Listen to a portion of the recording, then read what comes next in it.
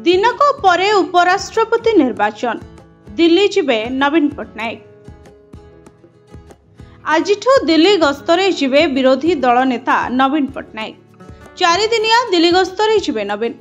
एही गस्त समय से प्रधानमंत्री को भेटी पारंती बोली कहुचे, कारण से असुस्थ थिबा बेले फोन करी आसु आरोग्य कामना करथिले प्रधानमंत्री। दिल्ली आसिले भेटिबा पाई मध्य कहिथिले। तेणु दिल्ली गस्त समय रे नवीन प्रधानमंत्री मोदी को भेटी पारंती बोली चर्चा हेउछे।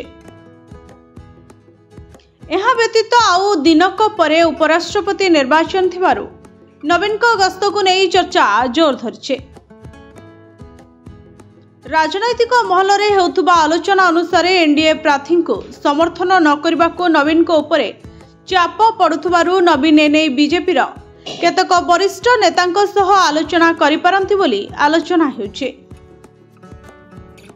Bureau report HTV Odia.